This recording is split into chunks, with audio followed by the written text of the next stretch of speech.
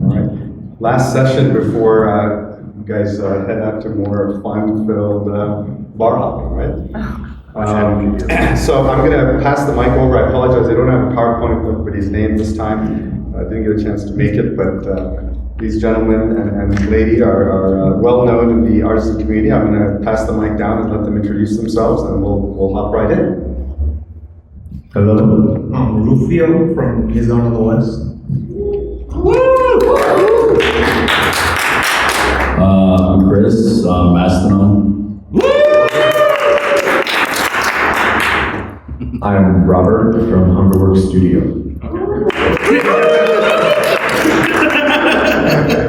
I'm Lisa. I'm Lisa, part of PrimeCaps. I'm Frank. All right, so to kick things off, I'll do the same thing I did at the last panel. If you guys can just say, when you joined the hobby, not necessarily when you started making, when you joined the hobby, what kind of brought you into it, and then when did you get into making keycaps? That's a good question. we first got into the hobby in maybe 2015. The first key I ever purchased was it was a Fallout themed novelty cap through keycap. And after that it was just all downhill. And it was like after I got my first key, it was like, it just changed, like everything changed. And we just got inspired. And the more you explore geek-hack, the more you learn, and you get to see all the amazing artists in the community. And once you see that, it really like triggers something in your brain if you're that kind of person. And you see a route forward. That's kind of how we Right, so 2015, you got into it, and then by the end of 2016, we were starting to mold and make keys and produce them, I guess, by 2017. I first realized I was in the hobby when PrimeCaps came to Seattle and gave me a keycap with a coffee bean. In other news, I stumbled upon keycap through a website called Tech Power Up back in 2007, and I'm from Pre-Rugor, and I started making artisans in I think 2012, 2013 time frame.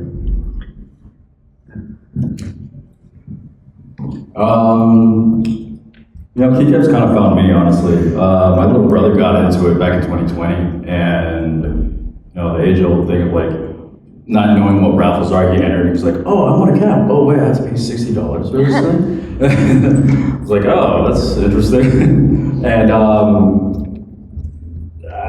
was just so gravitated to the. I've always been around gaming and computers my whole life, and also gravitated to being able to like do these cool little sculptures and personalize your setup. And I dove straight into the deep end of artisans right out of the gate. This is 2020, peak COVID, didn't have anything better to do, and I started on accident.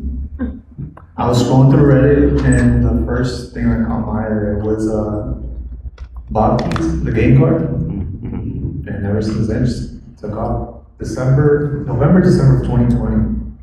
And after that, I tried to look into YouTube, more Reddit, Google, trying to see how do you make these. And I stumbled upon Listen. And I tried looking for it online, couldn't find it. Not on the stateside, I had to order it from Germany, from Salzburg. And then started casting with no molders. Oh no! Did you wreck your first synth? I still have it. It's just fucked up, you gotta try to pull it out. Hot water, tapping the sprues through. Yeah. I'm pretty sure I'm not the only one who's done that. Won't be the last. So it wasn't keyboards. You saw the artist, you saw the gang. I saw it and I was like, I could do something like that. I'm gonna do it, and I did it. Fantastic. All right, Rob, you have now passed the decade in the hobby. There's not that many that have done it. Can you remember your first KeyCon, which I believe was the first KeyCon? 2013. Yes. And how does it compare? Oh, actually, there are some similarities. Yeah.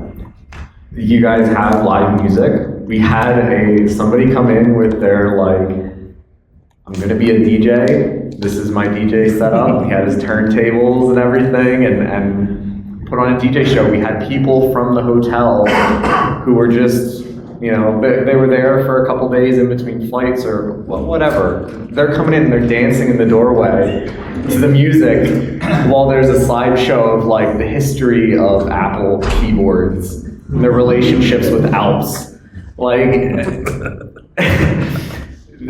There's a lot of similarities still. Size-wise, it was probably about a 16th in terms of the number of people, the space. We had essentially one room about this size and a quarter with much less of a ceiling. Yeah. Great people though.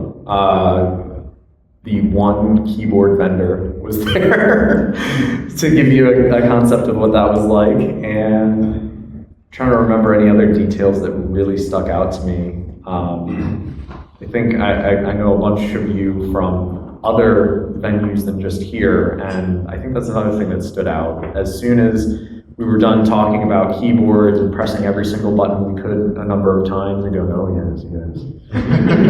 That's the feeling. We all went out for drinks and we ate and made merry. It was,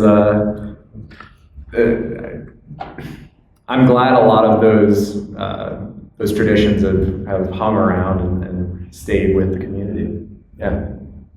Frank and Lisa, you guys, I still remember when I joined the hobby late 2016, early 2017, you were one of the first makers to actually have a website where you could purchase a cap online. I remember that. And but what, you think you guys have evolved a lot since then? Kind of how have you seen things evolve since you started to now? And in terms of the website and selling caps through there versus through forums, what tell me a little bit about that journey since you guys were a little bit more progressive when you first launched. I know, we kind of switched back to normal, Yeah. right? Yeah. I mean, it's kind of like the concept of having things available all the time, rather than just a short amount of time can kind of make it less interesting in a way, you know what I mean? So just constantly having a site and filling it with keys is kind of less fun than having a cool event where you get to, completely focus on the key and share that with everyone and build a whole event around it and focus it in. But what do you think? It's changed a lot. I think we've changed a lot since then too, and trying to figure out what people are into and ways that we can make some fun stuff for the community and fit with how people like to do the wholesales and people like to do forms and stuff over just regular website shopping. And trivia stuff. And trivia. That's true. And were you guys the first Canadian makers, or were there others before you? We were probably one of the first. There was Keybuy, who was also in BC, semi at the same time. I'm not sure which of us started first. Okay. And there was someone in Toronto, but I think they were after. I don't know, there's not many. Yeah. I'm gonna say yes, we're the first one. Yeah. We did it. The first and only. Chris and Rufio, you guys joined in this kind of COVID explosion, and I asked a couple of folks on the last panel the same thing. There's pros and cons to that, right? The hobby was exploding, a lot bigger market, lots more customers. On the other hand, it's much harder to differentiate and a lot noisier, things like that. But do you feel like the time you launched was easier than the folks who started earlier, or harder? I feel like it was definitely easier for me. I mean, my first sale ever, I had 200 entries. I was like, oh wow, maybe I can do something with this. And yeah, I mean, it's definitely been a cycle, and it's tapered down, and now it feels like it's kind of coming back up a little bit. Sorry, I already forgot the question. It was easier than if you had started earlier. Yeah. I mean, that's from the outside looking in. I think both. Easier in the sense that you have more tools, more other people are experienced that did it before you, and you could kind of, I guess, figure it out or look at their pictures or post what tools they used. You can ask them directly. They didn't have that. That's right. Maybe they did, but not as in depth. Yep. We have more access to it. Real at Binge. And harder in the sense that there was a lot of people just popping up because we're all COVID babies in the sense of being artists. Everybody's just popping left or right, everywhere. Right. So just trying to differentiate yourself in the sense like what makes my artist stand out. Let's see, maybe. Now, have you guys done a collab yet, either of you? Not yet. Yeah. Not officially. All right. Well, hopefully soon. Chris, you started doing something very interesting, which is custom sculpt variants, right, on your on one of your caps. And I know Rob and Lisa, you guys have had variants as well of sculpts, like the Lorvana and the Hooven variants and things like that. But Chris, you're doing a one-off variant per sale, and it's hand sculpted. So tell us a little bit about that process. It sounds crazy, but you seem to I enjoy it. mean, it's a lot of blood and tears. I mean, it's fun. For me, I get bored easily. And even with regular caps like Keybob, I was doing custom toppers really frequently. And then this is just like the shitty faces I've been doing. It's just that taken to the next level. And it's a lot of fun. I mean, I don't know, it's strange. Like, it's gotten to the point where like sometimes I can't even sleep at night if I have a sculpt in mind. And like the 420, I couldn't even, like, I wasn't even planning on doing the 420 sale. And like that night, I was just like, just thinking about it. And then something came to mind, and I stayed up for like 2 days just straight, like not even sleeping, and just grinded it out. And I don't know, it's become this obsession at this point. Like, I love sculpting, it's the best. Rob, again, since you've kind of had the perspective of how things have changed throughout the years, aside from the synth which you helped create, what are some of the advances in materials and other things that make it much easier for makers starting out today, or is the plethora of availability almost too much? As far as what you can buy off the website and get key casting. Well, I haven't bought a pressure pot in a while, so I'm not sure what that's like for people. It's a pretty big tool. Most of the tools that I think about when I think about what makes it easier for people to make their keys are things that help make the finished product as good as it can get. So that's usually stuff that they're getting from suppliers. But I've seen such a variance in how people are approaching sculpting, how people are approaching their time management, and what they're willing to put into making a keycap. So, for example, there is the age-old question, do I use an epoxy or polyurethane? And polyurethanes have a really steep ramp up in terms of how they start polymerizing. So you can do really frequent but shorter time frame applications of color, but you have to work really fast. And with some people, there's a sweet spot that the resin is most enjoyable to work with. It's a very, very tight window of polyurethane. And with epoxy, that window can be a lot larger because the ramp up from liquid to solid and everything in between is much more gradual. But you are in it for a few hours. And some people have just gotten such a feeling for staggering that and having things like already mixed and kind of curing off to the side while they're working on applying something else. And they develop that sense for themselves. There's a lot of manufacturers that aren't available, say, to Frank and Lisa, that are available to those of us in the States. And Arium earlier, he's in Australia, they have an entirely different governing body limiting what kinds of chemicals that their public can come in contact with. So globally, there's a huge variance. I wouldn't say it's any harder than it was, say, like 10 years ago. The easier part, I think, is the willingness for artists to work with each other. And the knowledge base. Yeah, the knowledge base, because where you can learn something that was maybe relevant 2-3 years ago, at least part of that will be relevant with maybe a new material that's been introduced to the market. Because a lot of this, again, is workflow based. Yeah. Frankly, so one of the things that I've always been curious about is, you know, we take for granted for people who are in the U.S. and shipping and stuff like that.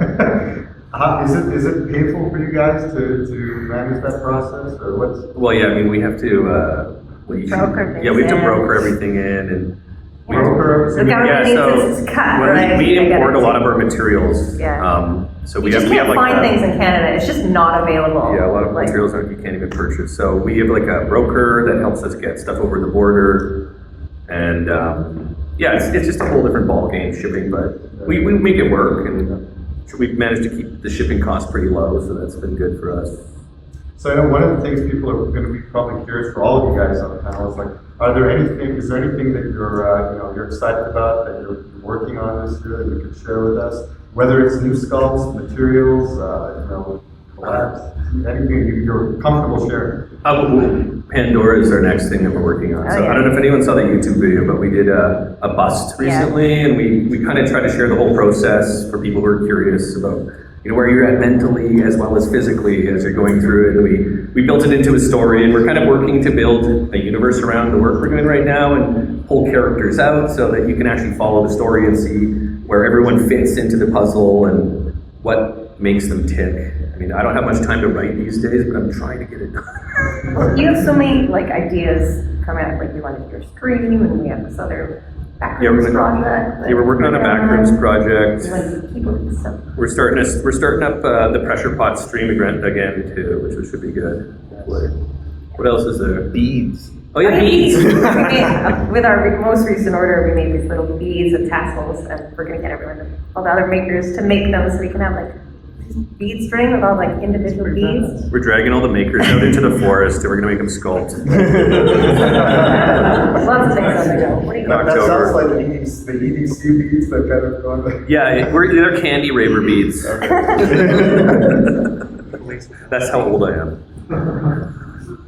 Okay, that's an interesting question. I'm excited about too many things that I don't even see the end of in sight, but most recently I iterated on a early sculpt that my wife made, the hoop. And so the hoop V2 came out recently. It was really an homage to the V1. It's got deep kind of trenches around the inner eye. Reminiscent of the original sculpt, and we just added some eyelids to it to make it more lifelike from those trenches. So it looks a lot more real. I brought a proto with me, so if you see my table, I'd gladly show it to you, let you see what we're up to. Yeah.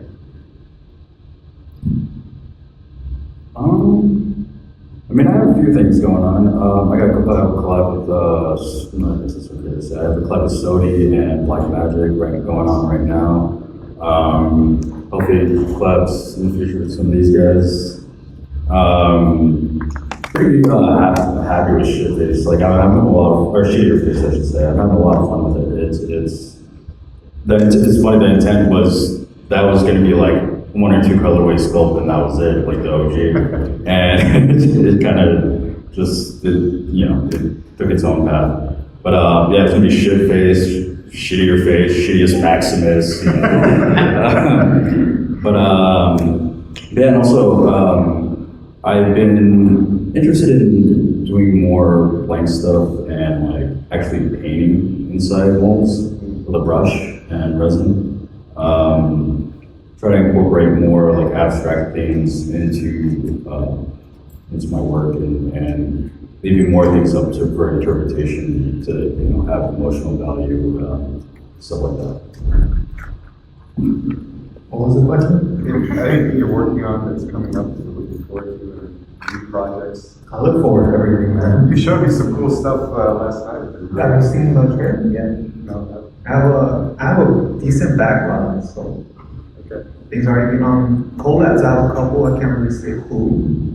I think after May 4th and 5th, I'm gonna try to focus or go back to doing more sculpting. Because right now, I think most people know me as a guy who resin draws on blanks. Yeah. And there's nothing wrong with that. I like it. But I want people not to forget that I know how to sculpt. Right. Now, both you and Chris, did you guys do 2D art before, or any art before you got into making? I think. Yeah, I mean, I've painted my whole life. And before keycaps, I used to work at a custom hot rod shop in Southern California, painting cars and stuff, bodywork and stuff like that. I've always worked my hands. Actually, Mastonon is short for master of none. I kind of. Oh, that's a good trivia. Yeah, it's a little over there. I just kind of have my hand in everything. But, yeah. Can pass it up. Rob, you and Frank, can you say, in terms of prior to keycap making, your other artistic endeavors, can you talk a little bit about what those were? I was married to oil painting. That was my big thing. Come from a little bit of an artistic family, either artists or engineers on both sides. And so I grew up around art, and I just wanted to paint. And then I found out that paint could be three-dimensional. and keycaps have taken over for real.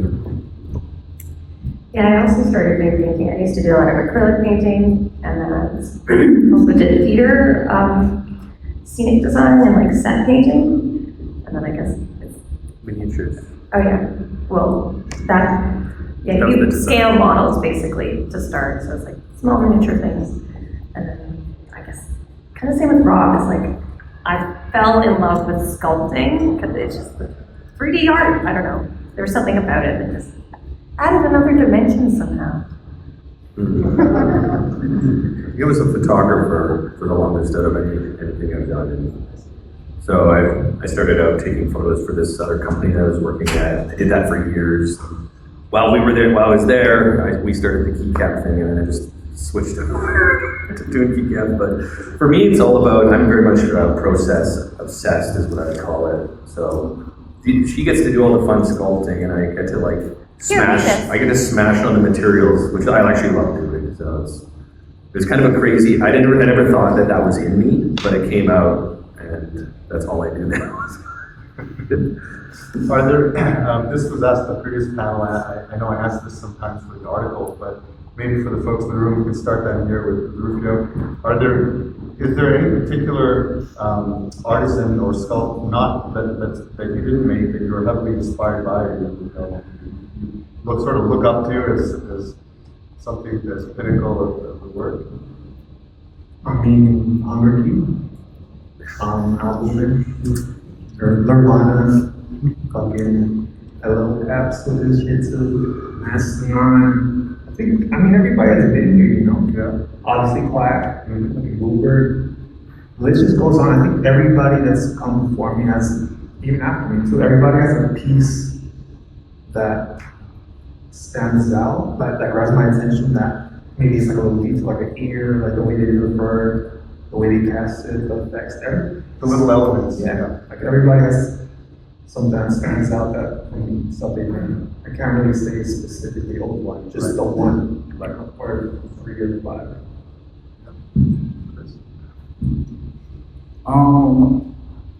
PrimeCaps with paint, that was a big inspiration early on. I mean, I love that sculpt. I even did self-medicate, that was a direct inspiration of that. The detail, the custom tools, it's awesome. And, even Hunger, like Binge, with the custom molds, or not the custom, sorry, the multi-molds and honestly anything that I look at that I was like, and I'm like, how? That stuff it's So like the technically. Yeah.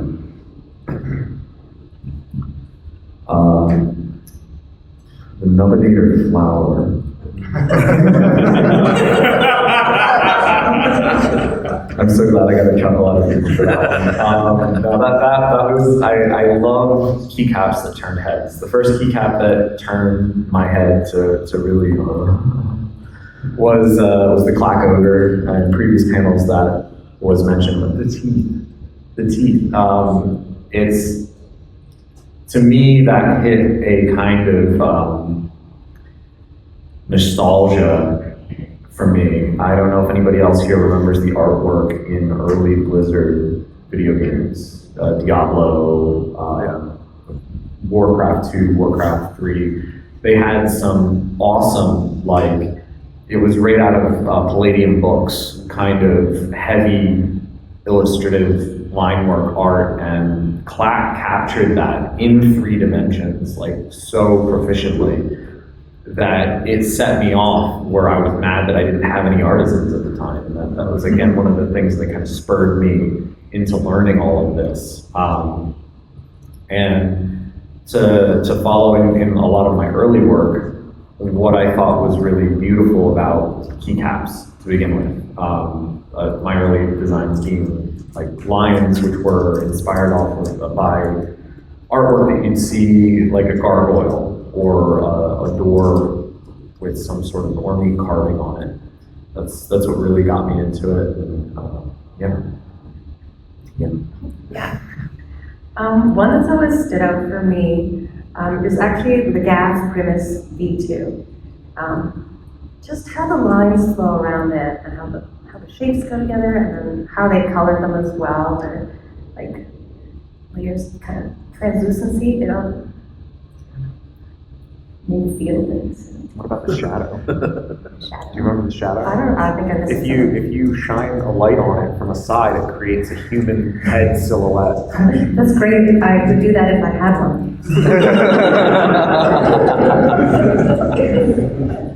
I think for me, it was always simplicity. I started out with blanks, like casting blanks. And so I think the first thing that really inspired me, which was really weird, is the moon blank, because it's just so simple. I kind of like that in a way. Like it's the opposite of, everything is always pushing towards more complicated. So sometimes pulling back and like looking at what's inside the key is kind of a nice change. And a lot of our work has kind of spun out from that and been like technique based and working internally rather than on the outside of the key.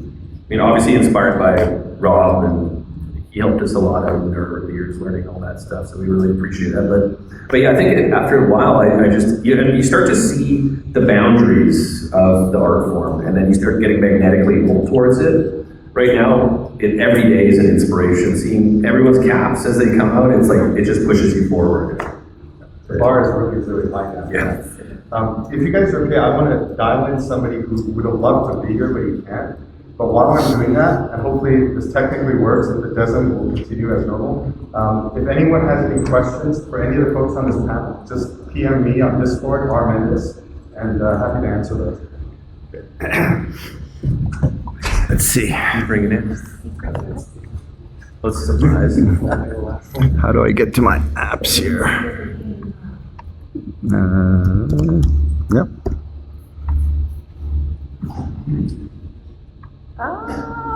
Oh. Good. I'll go back to OBS. And enable that. On the line.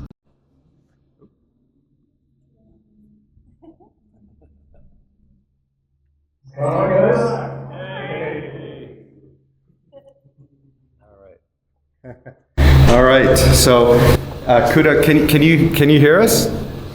Yeah. All right. So we got. You can't see these folks. Can you see them in front of you? Yeah, I see. Oh, okay, good. Okay, technically working. All right. So before we jump back to the panel, I'm sure lots of people are just wondering kind of where you've been, what you've been up to, and can you give us a quick update before we hop back in? I've been in the depths of fatherhood. Hasn't been an easy journey for us. I think that ideas are finally calming down a bit. So, I'm gearing up to make my return. Yeah.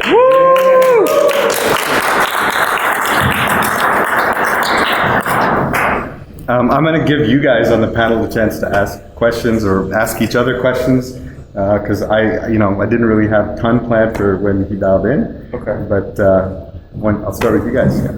Did you find it difficult to not cast for so long? Let's see. No, I did not find it difficult to not cast, because casting was probably my least favorite part of it. It was hard to have ideas and not bring it to fruition. You know, there's like incomplete sculpts that kind of float in your head. And, you know, I think certain artists will get to the point where it becomes compulsive. It's like a scratch in your head that you can't scratch. And for me, that was like almost 4 years of having these ideas and never being able to scratch it. And these ideas are fleeting. They come and go. So in a day or two, that's gone. And that was one of my biggest fears coming back. You know, where are all these ideas now? Can I channel it? Do I even have the skill set to bring them into life? So that's been tough, for sure.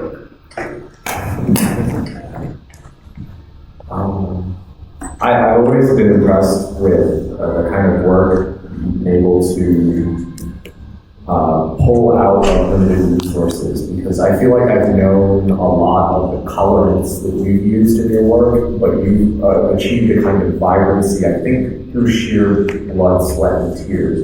This is ending up being more of a statement, but trust me, there's a question here. You're going to be kind of reacclimating yourself to this, and do you feel like something like color is either going to be a large challenge for you, like kind of reacclimating yourself to that kind of thing, trying to get the vibrancy you're looking for, or do you feel like that's kind of what's exciting you or fueling you? I think color's tough. See, what it boils down to is if you want a certain degree of vibrancy, you have to load it up with color, right? And you reach a certain threshold where that gets kind of dicey, where you're not going to have like a complete exothermic reaction, you're going to get some bubbling, you're going to get some weird stuff happening. So you're kind of always pushing the envelope on how much you can load up. My fear isn't necessarily color. I still have a good idea of color. And if all else fails, I got a nice Pantone swatch to refer to if I need to make something nice. My particular fears are probably like, since 2020 when I left, you know, what has changed in terms of techniques and processes that people use. You know, because when it comes to like being an artisan maker, you know, unfortunately, and you know, for the sake of the survival of the maker, it's kind of like a secret arms race. You know, we're kind of coy about what we share with other makers. You know, if you bust out like a new technique or a new like process, even with your closest like maker friends, you'll be like, yeah, I kind of use this, and that, but you won't really go through the process, right? So we're all kind of these nuclear scientists in our own labs developing like weapons. And we'll be like, well, this is what I have. I can't tell you how it's made, but this is how it's done. Like, this is like the end result. So my fear is, you know, when I was making, after the cast or, you know, during downtime, I would try different things. I'm now 4 years behind on that, you know, so that's probably my biggest fear. Yeah. You know, that's where I'm at. Color, we'll see, you know, at this point, it's just kind of like, it's weird because you can always just tell collectors, like, we're going for a limited look this collection. You know, if it didn't, like, come out as vibrant as you want it to. You can kind of always bend the narrative, and, like, you know, somebody out there might really like that. So, not the biggest fear, but yeah, for sure.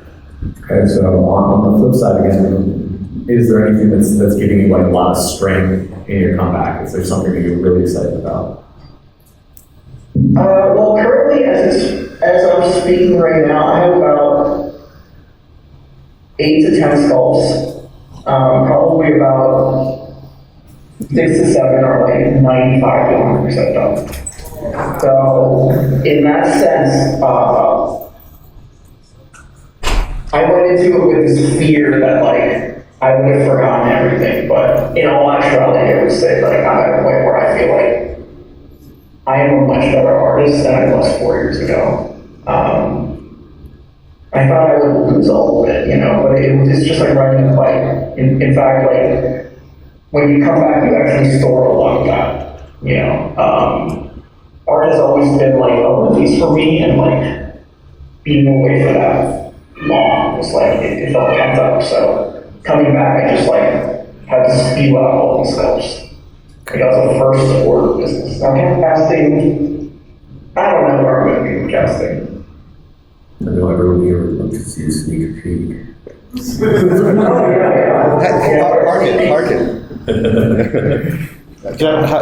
Joey, there's a couple of new folks here you haven't met. Chris and Rufio, really great new makers. I sent you their Instagrams. They might have questions. I look at it. Yeah, some cool stuff there. Yeah, nice to meet you, man.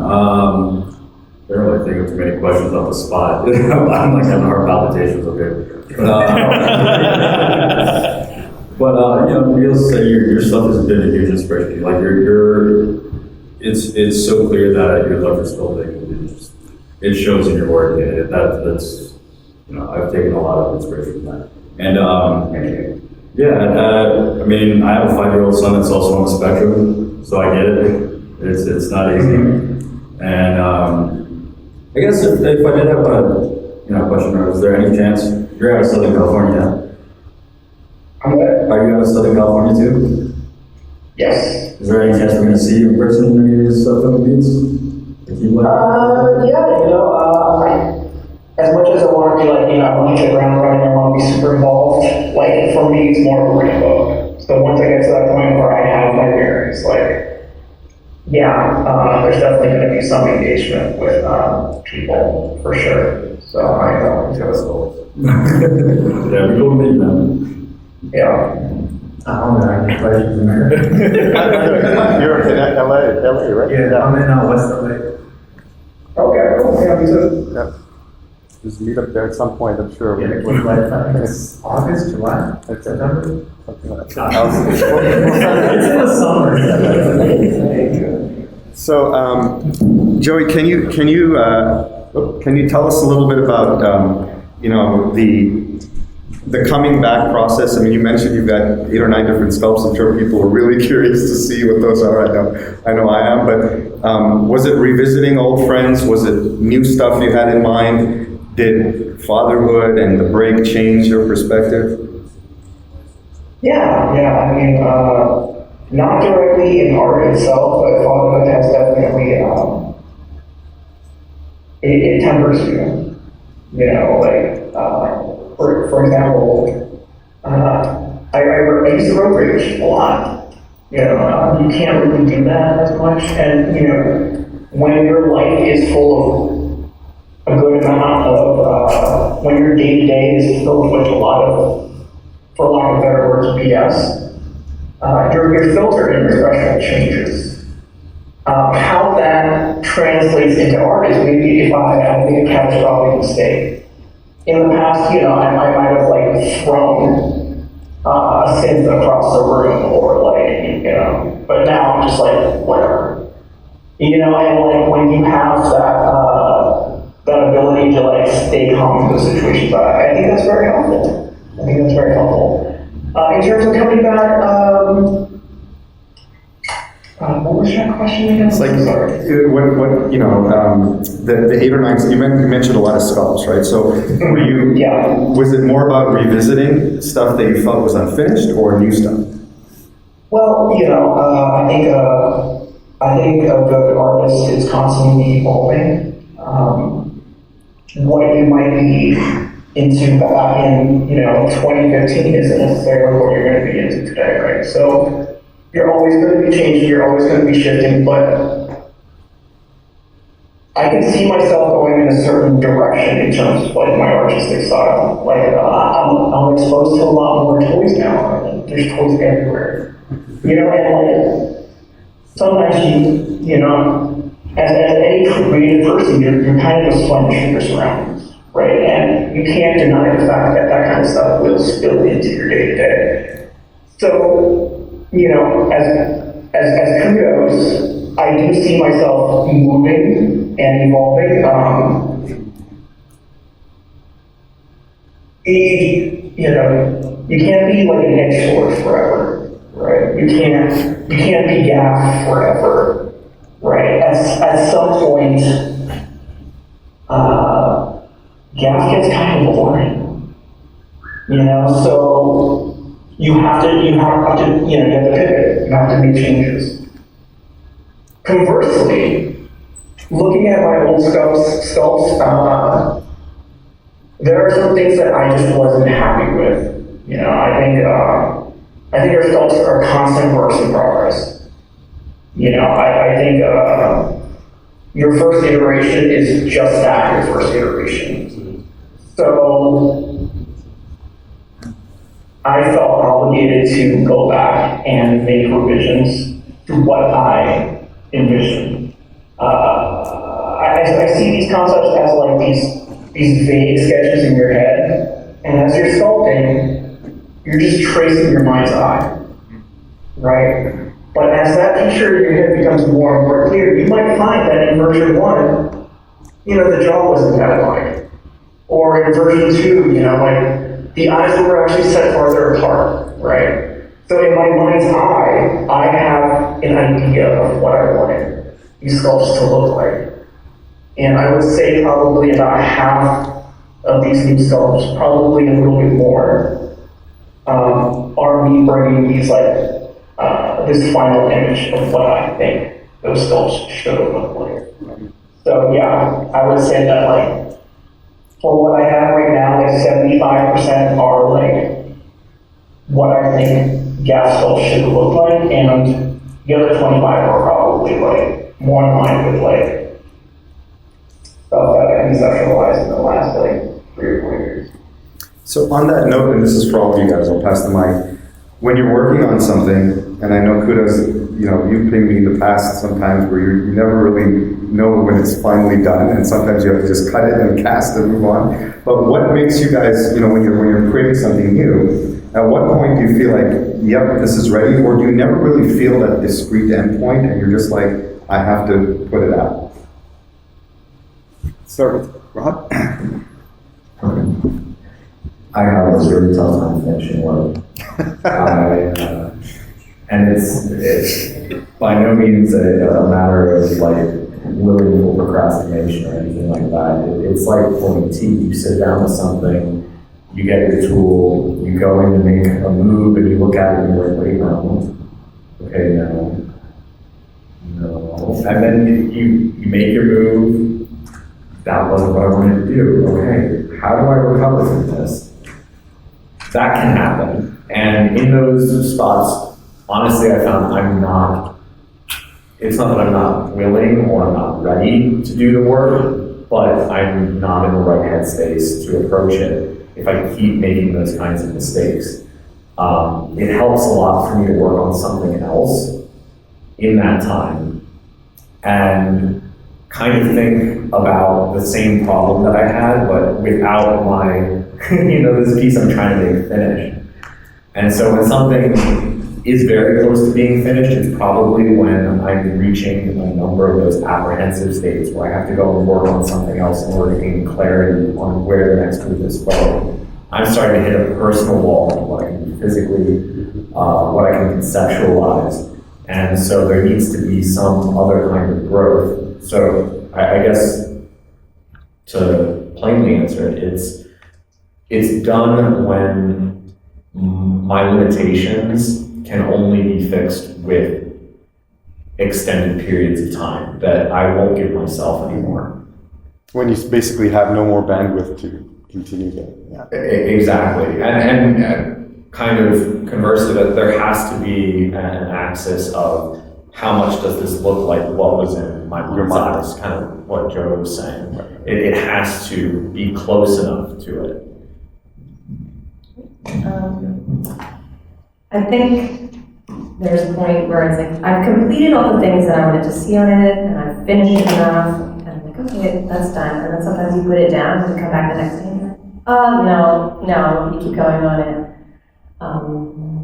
But I think I find a point, but then there's that, Frank does the molding, so it's like, there's a time when he's ready and I got to the day where I'm like, yes, I'm finished. The next day I might not be finished, but today I'm finished and you're ready, and that's where it continues on. And it's set there. And I was I'll like, bring it back and be like, is this wrong and this wrong? well, that's reiterate. Yeah, that's iteration. Do you have any more? For me, it's a little more streamlined because I see everything in my mind before I even touch clay, like it's 100% done. I mean, just since October, if you count every one-off sculpt I've done like 18 sculpts. And yeah, I don't know, I'm also the type that doesn't have, that I'm not overly attached to my work. I'm more likely to like burn and pick up painting before I show anyone kind of thing, or paint over it. Yeah, as soon as I put clay to whatever, and it's always, you know, what I see it in my mind. Once it hits what you had in mind. Yeah, and that's it. I think it's hard, because like Lisa said, one day you might be like, okay, it's set. And the next day you're like, what about this corner? I didn't see that corner yesterday. But since I work anywhere from 5 to 20 artisan sculpts at once, I have them all laid down on top, like on my desk. So when I don't pick up that sculpt anymore, even like I'll see all of them, I'll come, today I'm working on this one, this one, this one. Okay, I finished those. Or I finished working on those today, I'm working on them later again. And I pick up more and more, but when I don't pick it up anymore, it's been sitting there and I see dust collecting on it, then you know. That's when I know. Interesting. Okay. Joey, any thoughts from your perspective? When is it done? I mean, I feel like, I don't know how the landscape for the artisan collectors community is now at all. But you know, there was a point when I left where you could be a maker and put out most stuff and like, you know, 80% will like it. You know, they'll have nothing bad to say about it, right? So, and the reason why I bring that up is I go into it with this idea that I'm, as much as I love the collectors and I love the photos and the way they stage things, and I love their dedication to the craft. Like, ultimately, my metric for whether or not the sculpt is successful is whether or not other makers make it. So I would say that I make caps for makers. There's a part of me that is like, when I'm finished with the sculpt, I'll be like, will Rob like this? Will Lisa like this? You know, will Kate like this? You know, because, you know, you're going to get a lot of people saying, yeah, I love your work, blah, blah, blah. But like, there's an extra layer of approval that you get from your fellow artists. So, and you know, I've done probably about 7 or 8 revisions of Trash Panda. I've probably done about like 4 or 5 revisions of Folklore. And you know, every single time it's like 98% there. It's almost there. And you know, I could probably just make a few adjustments and just be done with it. But you can ask my wife how many times I've gone into the lab at like 10 p.m. and just scrapping it completely and doing it all over again. So, and I do have the added luxury of having a second pair of eyes to look at it. My wife is a very sweet woman, and I'm very lucky, and she is very kind, and she'll say, I love it, you know, there's so much detail, I'm so happy with it, but it's not until she's like, this is it, until I know it's right. So I have the luxury of having that as well. Mm-hmm. So. By the way, there's a question from Matt Jacobs Mirror for you, which is, what's the right number of eyes a sculpt should have?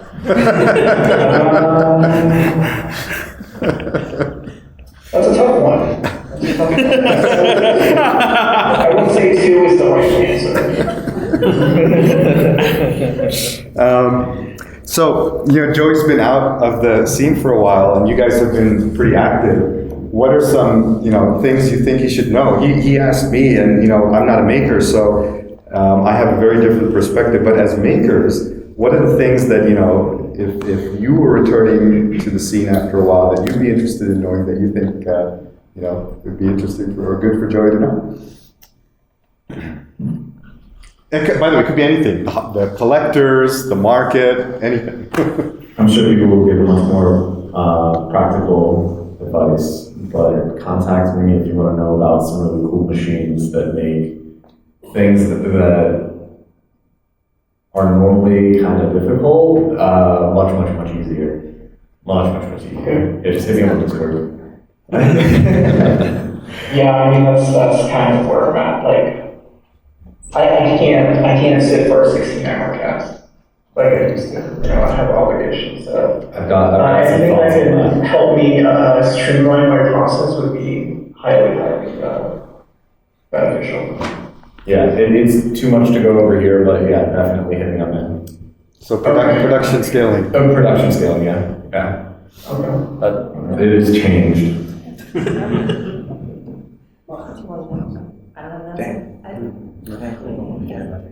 What? Oh, I mean, I've been pretty over the lip lately too, I'm not gonna lie. You're making crazy stuff. That's because I'm crazy. Okay. I would say just everyone's excited to see you again, and we're stoked to see what you got in store. And honestly, we're all happy to chat with you if you want to catch up, or if you're curious about anything like that. I'm sure on the spot right now, we probably aren't going to come up with much, but we definitely do get on to it. For sure. Thank you so much. You know some cool kid stuff. I'll make it easy for you. So as newer collectors, right? Or as newer makers, you guys have interacted with the community pretty well. I think you guys are both pretty well known. You're liked and stuff like that. What are some of the not just for Joy, but for any new maker, right? What would you say is the right level of interaction? Like, you guys, you have Discords. You're pretty engaged, I think, on your Discord servers, or right? I mean, I'm such a hermit. I'm not the worst person to ask. I just stay in my bubble and just put my head down and just make stuff. So, do you have like a level of engagement there? Like, hey, I'm going to go and spend X amount of time per day on my Discord interacting, or is it more organic? I try to respond to people when I get a chance between casting or after casting. Mm-hmm. But it's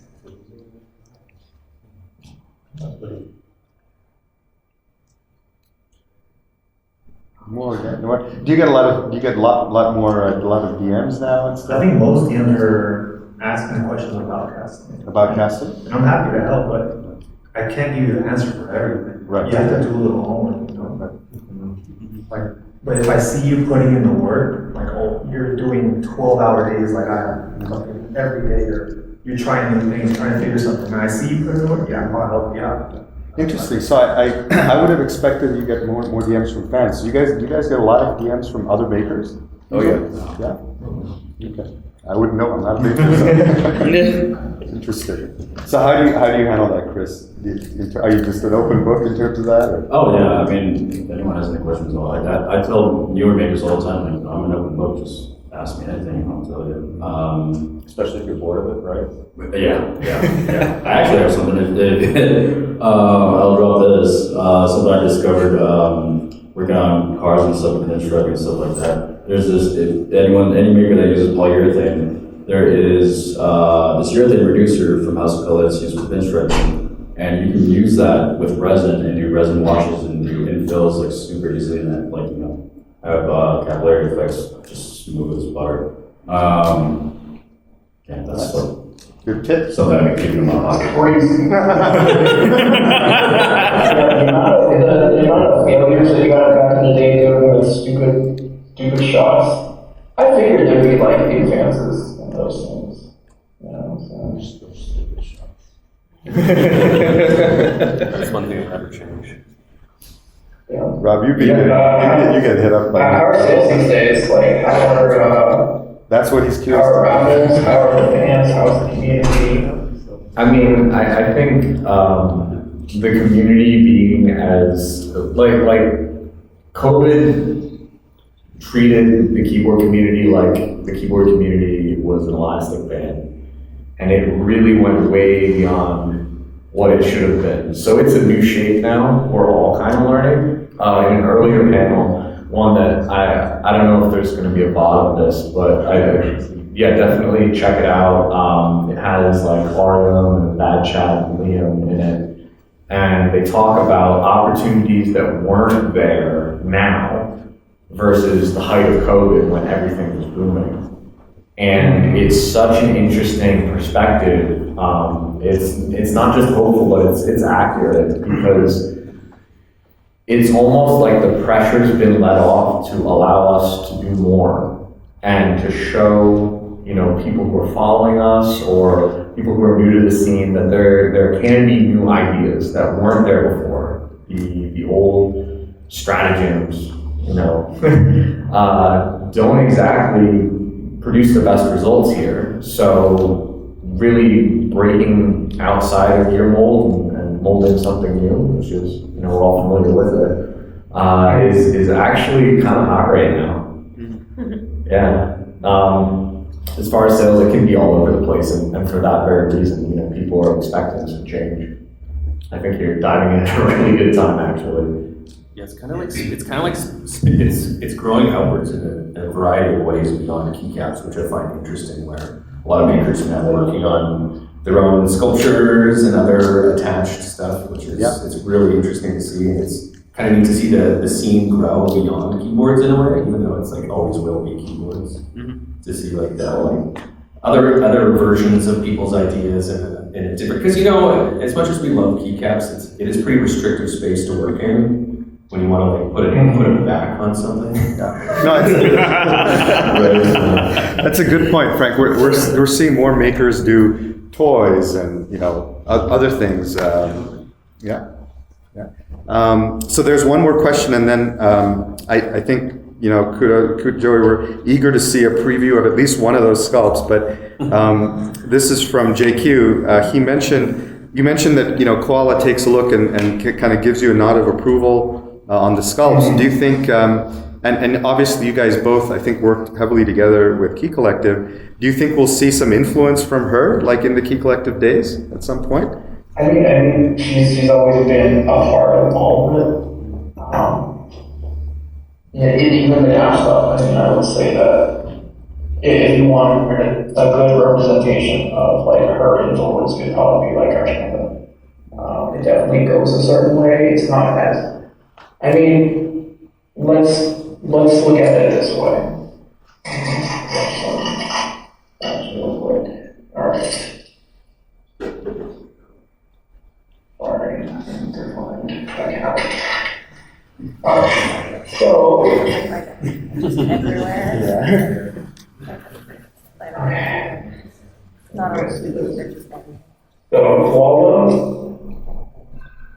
yeah, I mean, there's quite a spectrum, right? So, she's always been here. Will we see more Key Collective influences? Absolutely. That's definitely on the pipeline. I have gone back and kind of thought about some of our older work and seeing what I can do with the new skills that I've acquired since then, for sure. Cool. So no to a fruit reboot. Is that a no to fruit reboot? Oh god. It's gonna be a fruit I'm out of blanks, but blanks are a pain in the ass. I don't know how things are now, but yeah. Yeah, well, we'll think about it. I mean, all of us are all done for more snackies, but yeah. All right, well, we're just on the hour. Any other questions from the audience for Kudos or any of the panelists?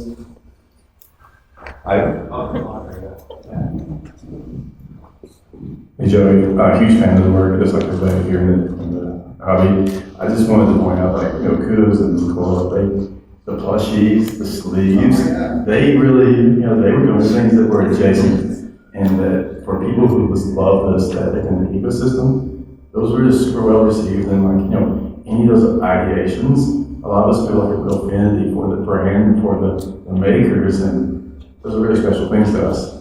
Good point, yeah. What is it, a mom collective? Yeah, she's still wondering what I'm gonna do for my next award. I still have like boxes and boxes full of keychains. I mean, that's definitely on the docket. You know, at this point, I think saying that you're not gonna do anything ever again or whatever is so limiting as an artist. So nothing is a no, everything is a possibility, and it really depends on like where it all takes me. You know, I'm a lot more go with the flow at this point. Any other questions for anyone? I have a bit of a statement for, it might be interesting. Can I get a show of hands of who watched the Pandora sculpting video from Frank and Lisa? Okay, I feel like we should get those numbers up. Sorry, I just like really appreciated it. I don't know, like, just wanted to put that out there.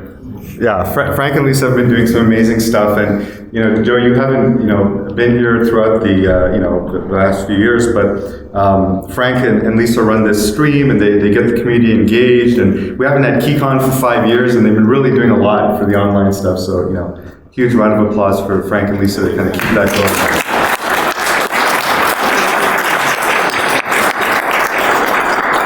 So I bought Joey, and he probably hates me for it, but he sent 3 of his new Grimace V3. I don't know if this is a final, Joey, you might refine. It's like a 2.8. I made one or 2 revisions to it, but they're not. They're like pretty consequential in terms of what their appearance. Okay. And I just wanted to just say real fast. Rob, I heard about the casting of your dog Chase. Yeah. And I just wanted you to know that I thought about you quite a bit while I was sculpting. It just so happened that when I was sculpting it, I was working on Type-Piece V2. I don't have the bandwidth to cast you a colorway right now, but I did send Richard Do you mind if I V2. shoot one in Chase colorway? Yeah. I'll send it to you. Yeah. That's a master level, so it's good to go. Okay, so for I just want you to know, like, I'm thinking about it now. Like, I might have been gone, but you guys are still going. Thank you. Thank you so much. Absolutely. So for these, I thought we'd do a giveaway, and I'll ask the panelists to help me with this, to keep an eye on the audience. So I'm going to ask a few trivia questions, and the first person who gets the trivia question right will win this. All right. Of course. And Diego, you can only win one. All right. So this is an easy question, and it's the people who this question is related to cannot win it. So it's not for the people who this is related to. But when Kudos, when Joey launched Gaff, it wasn't it was sort of an undercover brand. He wanted to make a departure from Key Collective, and he made the Grimace V1. And he gave it out to a few folks that were friends of his. The first trivia question is, can you name 3 Grimace V1 colorways? Wait, I said it can't be related to the...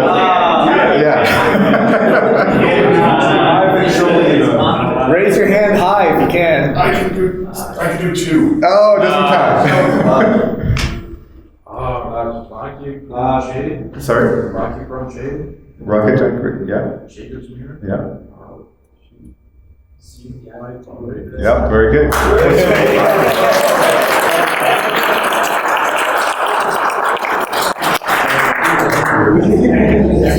Okay. How many Grimace V1 colorways are there? Wait, I have a question. Are we counting the random one-offs because that will skew the numbers? We'll take the most Okay, so then in that case, there are 16 on the menu, but then there are You got it on the menu. Congratulations. Congratulations.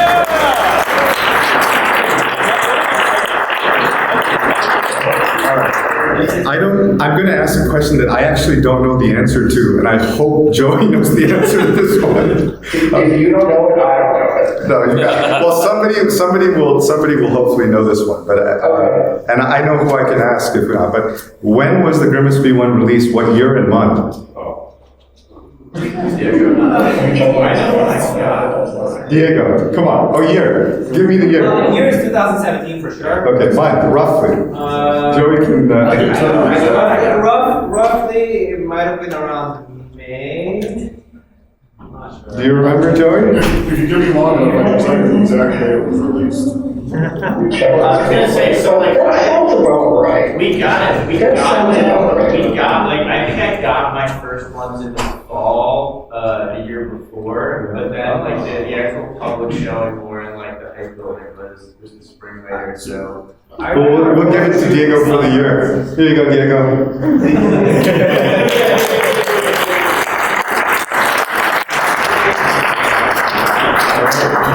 Thanks, Joey, for dialing in. Thanks to the panelists for slugging it out here. Thank you all for being part of the